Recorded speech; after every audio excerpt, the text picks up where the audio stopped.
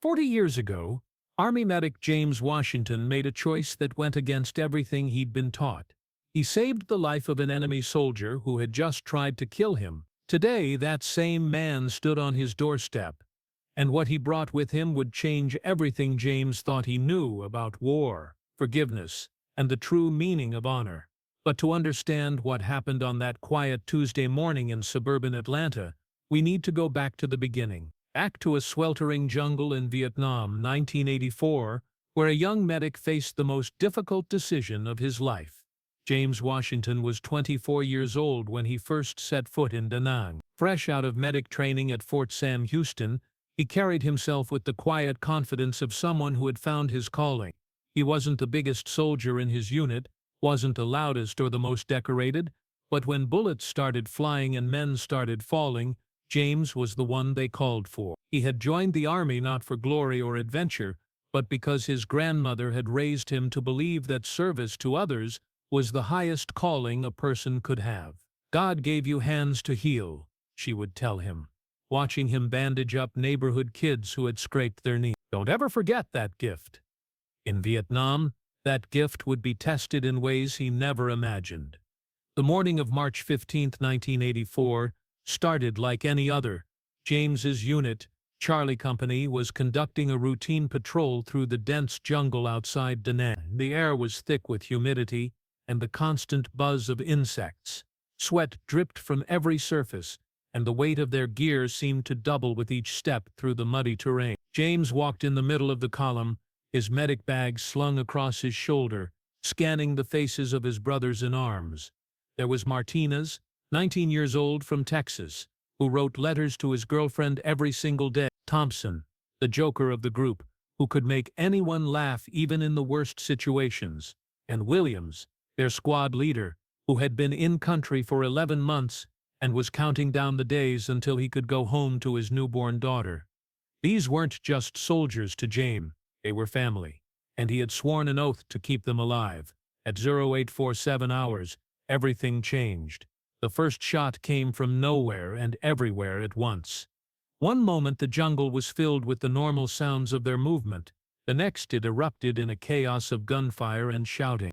The enemy had been waiting, hidden in the dense foliage, and they had walked straight into an ambush. "Contact! Contact!" Williams screamed into his radio as the unit scattered for cover. James dove behind a fallen log, his heart pounding so hard he could hear it over the gunfire. Around him, muzzle flashes lit up the jungle like deadly lightning. The firefight lasted exactly 17 minutes, but it felt like hours. James moved through the chaos like a man possessed, crawling from position to position, treating wounds under fire. When Martinez took shrapnel to the leg, James was there. When Thompson caught a bullet in the shoulder, James dragged him to safety and patched him up while rounds cracked overhead.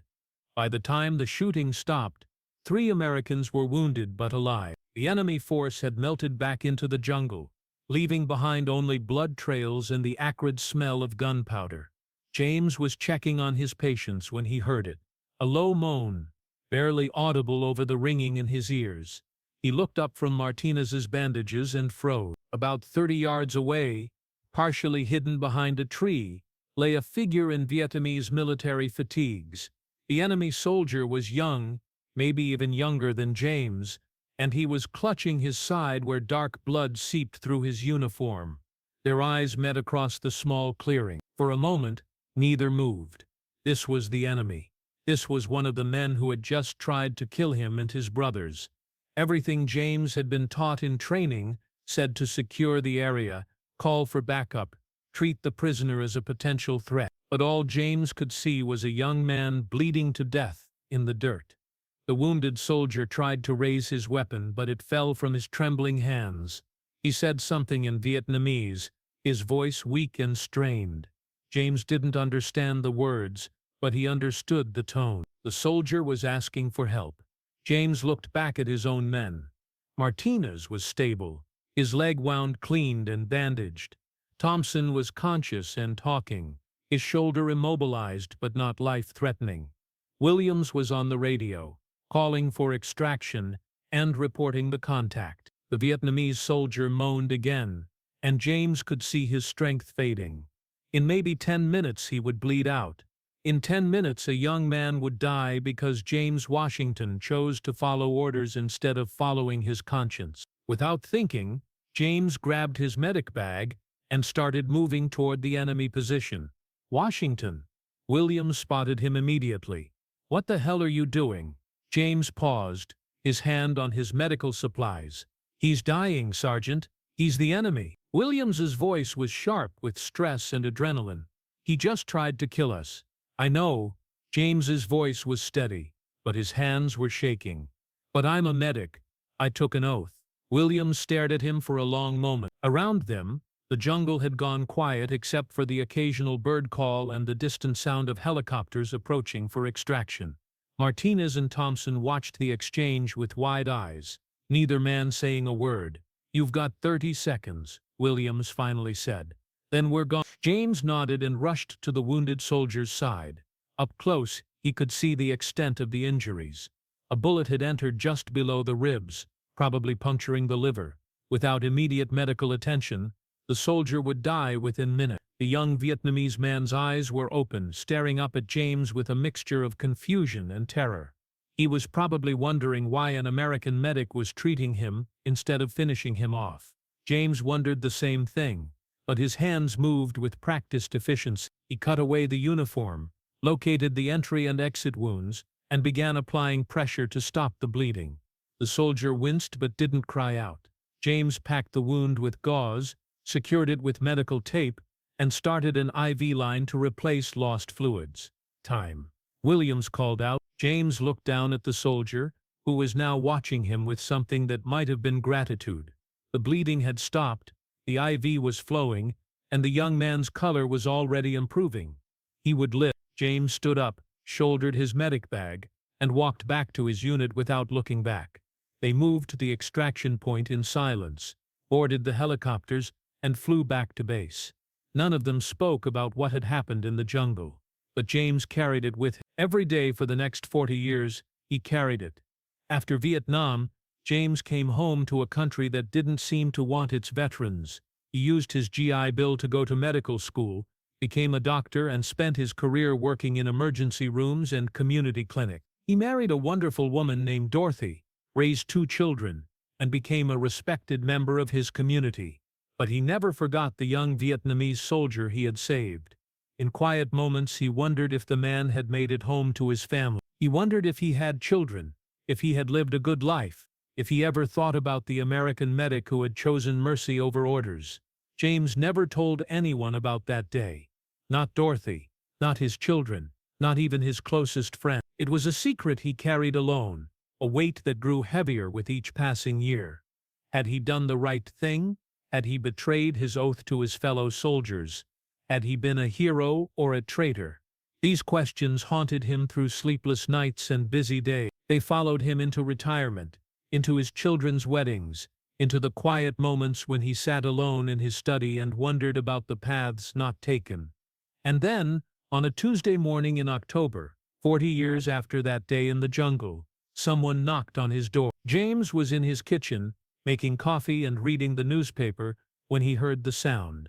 Dorothy had been gone for 3 years now, taken by cancer despite all his medical knowledge and prayers. His children lived in other states, pursuing their own lives and careers. James had grown used to the quiet of his suburban Atlanta home. The knock came again, more insistent this time. James set down his coffee cup and walked to the front door, wondering who could be visiting at 8 in the morning. When he opened it, he saw a man he didn't recognize. The stranger was Asian, probably in his 60s, with silver hair and kind eyes. He wore a simple gray suit and carried a small package wrapped in brown paper. For a moment, neither man spoke. Then the visitor smiled and said, in heavily accented English, "Dr. Washington, my name is Nguyen Van Duke. 40 years ago you saved my life." James felt the world tilt beneath his feet. The coffee cup slipped from his fingers and shattered on the floor. But he didn't hear it. All he could hear was the roar of blood in his ears and the distant sound of helicopters from a jungle that existed only in his memory. "I don't understand," James managed to say. June stepped closer, his eyes never leaving James's face. "Danang. March, you were the medic who treated my wounds when I was dying. You saved my life, and I have been looking for you ever since." The years fell away like leaves in autumn. James was 24 again, kneeling in the jungle with blood on his hands and a choice to make. He stared at the man before him, trying to reconcile the dying soldier in his memory with this well-dressed, healthy-looking gentleman. "You?" James's voice was barely a whisper. "You were so young." Gunyun nodded. "We both were. May I come in? I have something for you." James stepped aside, his legs moving without conscious thought. Gunyun entered the house and looked around with the careful attention of someone who had learned to notice details. He saw the medical diplomas on the wall, the family photos on the mantel, the quiet dignity of a life well lived. "You became a doctor," Guanyun observed. "I am not surprised. You had the hands of a healer even then." They sat in James's living room, two old men separated by language and culture but connected by a moment of violence and grace that had shaped both their lives. Guanyun set his package on the coffee table but didn't open it immediately. "I need to tell you what happened after you left," Guanyun said. "I need you to understand what your choice meant." James nodded, afraid to speak. "Your medic work saved my life. But it was only the beginning. My unit found me 3 hours later. They rushed me to a field hospital, then to Hanoi. I was in surgery for 14 hours. The doctors said I had lost too much blood, that I should have died. But your treatment kept me alive long enough to receive proper care." Eugene paused, his eyes distant with memory. "I spent 6 months recovering. During that time I thought about you every day. The American medic who could have let me die but chose to help instead. I didn't understand why you did it. We were enemies. I had just been shooting at you and your friends. I couldn't let you die," James said quietly. "I couldn't just walk away. That is what I came to understand.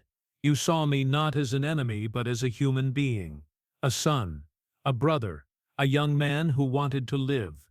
That changed everything for me." Unjian reached for his package and began to unwrap it carefully. Inside was a small wooden box, intricately carved with traditional Vietnamese designs. "When I recovered, I went back to my village in the north. I married my childhood sweetheart, a woman named Lin. We had 4 children, 2 sons and 2 daughters.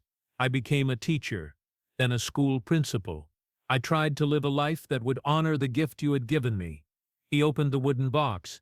Inside, nestled in silk, was a photograph. It showed a large family.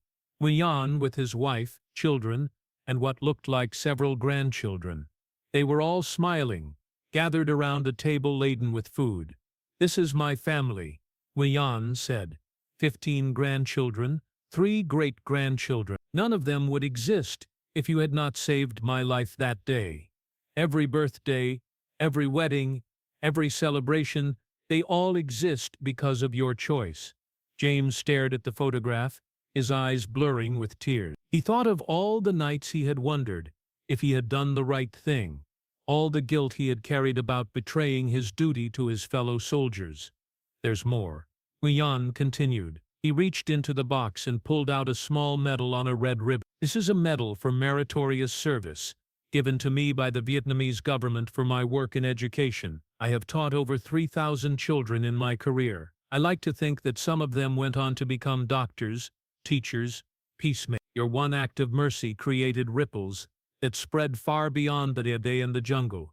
James looked at the medal, then at Nguyen's face. "How did you find me?" Nguyen smiled. "It took many years. I knew your name from your uniform, and I knew you were from Georgia. I wrote letters to military organizations, to hospitals, to anyone who might help me find you. The internet made it easier. Last month I finally found your address." "Why?" James asked. "Why was it so important to find me?" "Because I needed to thank you. Because I needed you to know that your choice mattered. Because I needed to tell you that what you did was not betrayal. It was the highest form of service." Nguyen reached into the box one more time and pulled out a letter, written in careful English on rice paper. "I have written this letter 1,000 times in my mind," he said, "but I wanted to give it to you in person. James took the letter with trembling hands and read, "Dear Dr. Washington, 40 years ago, you made a choice that changed the course of 2 lives. You chose compassion over hatred, mercy over revenge, healing over harm. You saw beyond the uniform to the human being beneath. I have spent 4 decades trying to live up to the gift you gave me. I have tried to be a good husband, a good father, a good teacher. I have tried to show the same mercy to others that you showed to me. But I have failed in one important way. I have never been able to thank you properly. Words seem inadequate for the gratitude I feel. How do you thank someone for your entire life? How do you thank someone for your children's lives, your grandchildren's lives, for all the love and joy and purpose that came after? I can only say this: you are a hero, not because you carried a gun or followed orders, but because you chose to heal when you could have chosen to harm. You chose to see the humanity in your enemy, when it would have been easier to see only the uniform. That is the truest form of courage. With eternal gratitude and respect, Nguyen Van Duc. James finished reading and set the letter down carefully. He looked at Nguyen, this man who had been his enemy and was now something else entirely, a reminder of the better angels of his nature. I've carried guilt about that day for 40 years, James admitted. I wondered if I had betrayed my oath to my fellow soldiers. Nguyen shook his head firmly. You honored your oath in the highest way possible. You saved lives, not just mine, but all the lives that came after. Your sergeant, your fellow soldiers, they went home to their families because you were there to heal them. I went home to my family because you chose to heal me too. There is no betrayal in that. They sat in silence for a long moment, 2 old men processing decades of questions and guilt and wonder. Finally, Nguyen stood up. I have one more thing to show you. He pulled out his phone and scrolled through photos until he found what he was looking for. This is my grandson, Duke. He is in his 2nd year of medical school at Johns Hopkins. He wants to be a trauma surgeon. James looked at the photo of a young man in scrubs, bright-eyed and eager, standing in what looked like a hospital corridor. I have told him about you, Nguyen continued, about the American medic who saved his grandfather's life. He says he wants to be like you, someone who heals without regard for politics or nationality or anything else except the sacred duty to preserve life. James felt something shift inside his chest, a weight he had carried for 40 years finally beginning to lift. What's his name? Dr. Washington Nguyen, Nguyen said with a smile. We gave him your name as his middle name. I hope that is acceptable. James couldn't speak. He stood up and walked to the window, looking out at his quiet suburban street. Children were walking to school. Neighbors were heading to work. The world was going about its normal business. But nothing felt normal anymore. Everything felt transformed. I have to ask you something, James said without turning around. Do you ever think about that day? Do you ever wonder what would have happened if you had let me die? Nguyen finished. Yes, I think about it often. But not with regret, with gratitude. You see, Dr. Washington, war makes us forget our humanity. It makes us see enemies instead of people. But you remember, in that moment, when it mattered most, you remembered that we are all someone's son, someone's brother, someone's hope for the future. James turned back to face him. I was scared. I was so scared that I was making the wrong choice. Fear is what makes courage meaningful, Nguyen replied. You were afraid, but you chose to act with compassion anyway. That is the definition of heroism. Nguyen began to pack up his items, carefully placing the photograph and medal back in the wooden box. But he left the letter on the coffee table. I must go, he said. I am flying back to Vietnam tomorrow. But I needed to make this journey. I needed to close this circle. James walked him to the door, his mind struggling to process everything that had happened. As they reached the threshold, Nguyen turned and extended his hand. Thank you, Dr. Washington. Thank you for seeing me as a human being, when the world told you to see me as an enemy. Thank you for choosing healing over harm. Thank you for the life you gave me and all the lives that came after. James took his hand, but then, impulsively, he pulled the older man into an embrace. For a moment, they stood there in the doorway, 2 old soldiers who had found their way from war to forgiveness, from hatred to understanding. Thank you for coming, James whispered. Thank you for letting me know that it mattered. Gian stepped back, his eyes bright with tears. It mattered more than you will ever know. After Nguyen left, James stood in his doorway for a long time, watching the car disappear down the street. Then he went back inside and called his daughter in California. Dad? Sarah's voice was concerned. Is everything okay? You sound different. James looked at the letter on his coffee table, at the wooden box Nguyen had left behind as a gift. I'm better than okay, sweetheart. I just remembered something important. What's that? I remembered that the choices we make in our darkest moments define who we really are. And I remembered that mercy is never wasted, even when it takes 40 years to understand why. 3 months later, James received a package from Vietnam. Inside was a photo of a young man in a white coat, stethoscope around his neck, standing next to an older man in a hospital bed. The patient was smiling, and the young doctor looked proud and tired and hopeful all at once.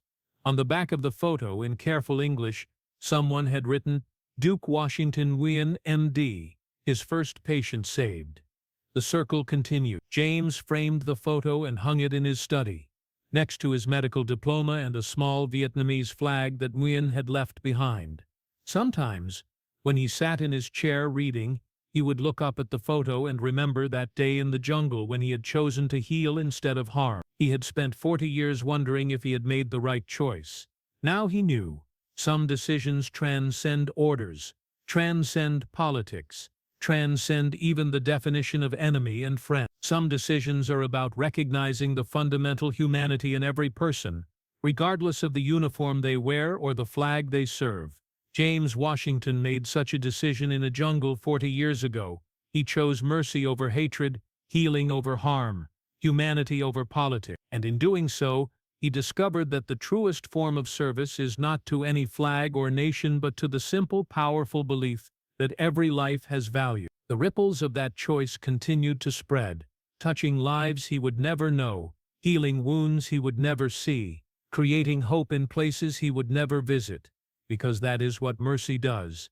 It multiplies, it grows, it transforms the world one choice at a time. In his final years, James Washington slept peacefully, no longer haunted by questions about duty and betrayal. He had learned that the highest duty is to our shared humanity, and that betrayal lies not in showing mercy to an enemy, but in forgetting that our enemies are human beings too. The letter from Nguyen Van Duke remained on his coffee table until the day he died, a reminder that sometimes the most important battles are fought not with weapons, but with the simple, radical act of choosing to heal. This story is dedicated to every medic, every healer, every person who has chosen compassion over conflict and mercy over revenge. In a world too often divided by politics and hatred, they remind us that our shared humanity is stronger than our differences.